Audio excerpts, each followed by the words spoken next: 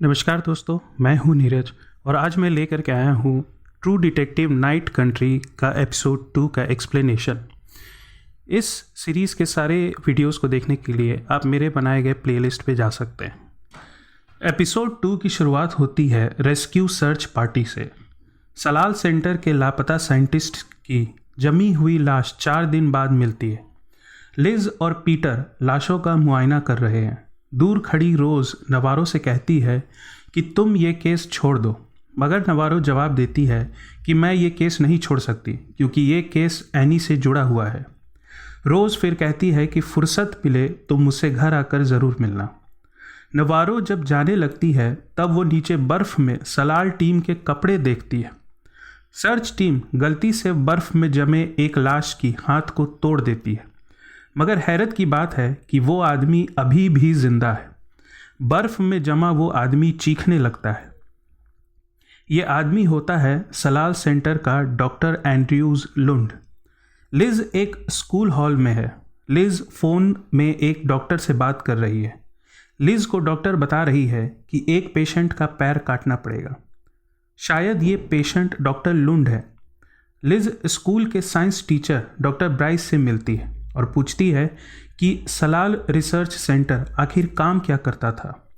Doctor Bryce बताते हैं कि सलाल रिसर्च टीम एक ऐसे पागल वैज्ञानिकों का टीम था जो कई सालों से अलग थलग रहकर बर्फ में छुपे एक ऐसे माइक्रो ऑर्गेनिज्म पर रिसर्च कर रहे थे जो कैंसर को ठीक करने की क्षमता रखता है।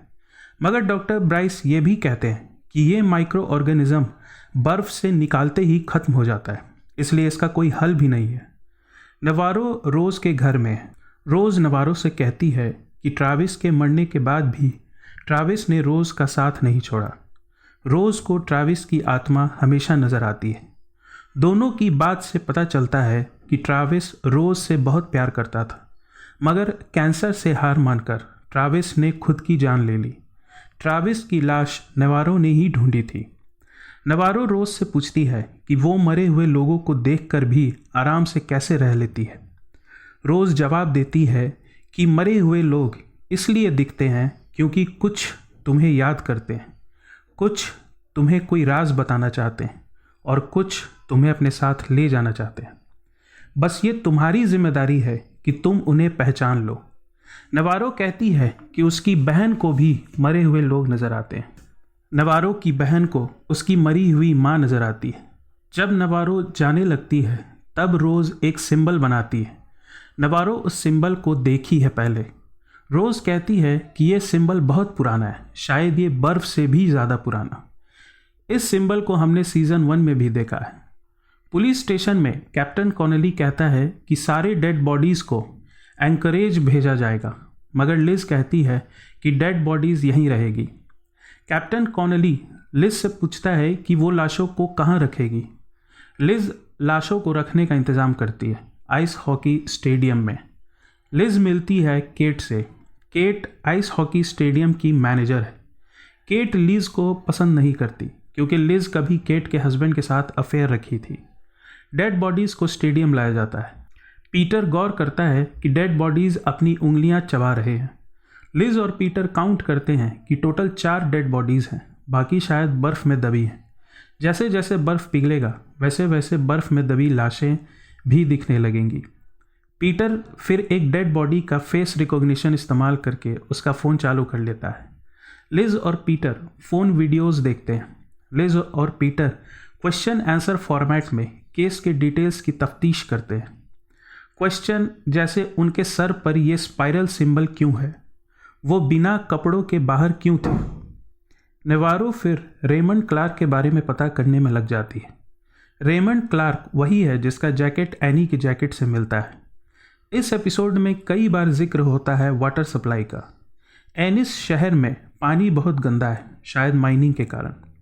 लिज फिर सलाल सेंटर की क्लीनिंग लेडी से बात करती है।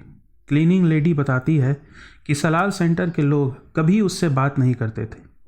पीटर उस ड्राइवर से बात करता है जिसने सलाल के लोगों की मिसिंग रिपोर्ट की थी। ड्राइवर बताता है कि उसने सलाल में किसी की परछाई देखी थी। पीटर पूछता है कि किसकी परछाई। ड्राइवर कहता है कि क्या तुम्हें नहीं पता, ये एनिस शहर है, यहाँ मरे हुए लोग भी नज़र आते हैं। ड्राइवर एक बात कहता है कि रेमंड क्लार्क के चेस्ट पर एक टैटू था। नेवारो एक माइनर के पास आती है जिसका नाम है चक। चक बताता है कि उसके भाई ने 7 साल पहले रेमंड क्लार्क को एक ट्रेलर बेची थी। लिज और पीटर रेमंड क्लार्क के बारे में बात करते हैं। पीटर बताता है कि रेमंड के चेस्ट पर बने टैटू के बारे में उसके फैमिली को कुछ भी नहीं पता। पीटर कहता है रेमंड क्लार्क की फैमिली कई सालों से क्लार्क से बात भी नहीं कर रहे थे। पीटर कहता है कि सलाल को फंड एक कंपनी कर रही थी जिसका नाम है टूडल कंपनी, जिसकी प्रॉपर्टी हर जगह है। टूडल फाउंडेशन का जिक्र हमने सीज़न 1 में भी देखा था। लिज पीटर को आइस हॉकी स्टेडियम में रुककर डेड बॉडीज़ को देखने को कहती है। लिज फिर पीटर के घर जाती है अपनी बेटी को लेने के लिए। पीटर की बीवी कायला लिज को पसंद नहीं करती।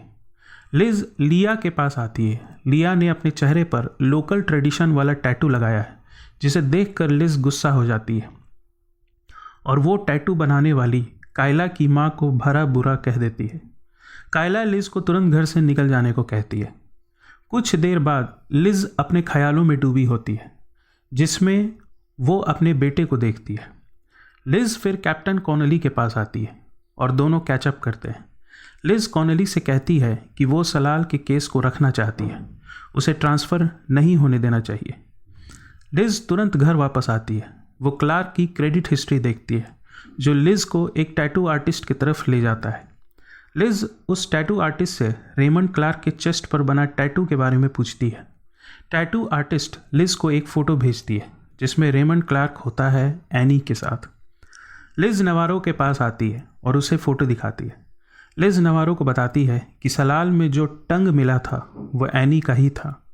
लिज क्लार्क के नोट्स को पढ़ती है जिसमें क्लार्क लिखता है, हे भगवान प्लीज़ उसका नाम मत लो, मैं उसका नाम सुनना नहीं चाहता, मैं उसे बाहर हिलता महसूस कर सकता हूँ। नेवारो लिज को फ़ोन करके बुलाती है। दोनों रेमंड क्लार्क के ट्रेलर को ढूंढ लेते हैं। ट्रेलर के अंदर कई वुडू डॉल्स रखे हैं और बोन्स भी। ट्रेलर के अंदर सब कुछ देखकर ऐसा लगता है शायद रेमंड एनी को फिर से ज़िंदा करने के लिए कोई काला जादू कर रहा था। पीटर आइस हॉकी स्टेडियम में बैठा डेड बॉडीज़ के बर्फ़ पिघलने का इंतज़ार कर रहा है। पीटर लिज को फ़ोन करके बुलाता है। लिज और नवारो स्टेडियम आते हैं। बर्फ़ पिघल चुका है। गिनती के मुताबिक केवल 6 लाशें मिली हैं, यानी एक आदमी मिसिंग है। लिज समझ जाती है कि रेमंड क्लार्क मिसिंग है। रेमंड क्लार्क मरा नहीं है, वो जिंदा है और बाहर आज़ाद घूम रहा है। तो दोस्तों इस वीडियो में बस इतना ही। अगर आपको ये वीडियो पसंद आए तो प्लीज़ चैनल को सब्सक्राइब करना ना भूलें। बहुत बहुत शुक्रिया।